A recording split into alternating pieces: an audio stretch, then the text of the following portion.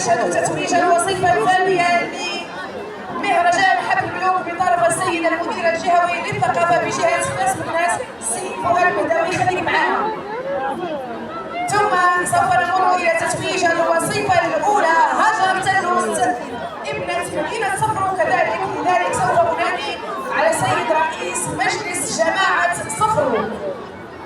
أنادي على سيد رئيس مجلس جماعة صفر السيد رشيد أحمد شريف من أجل تتويج الوظيفة الأولى هاجر تلوز ابنة مدينة صفر.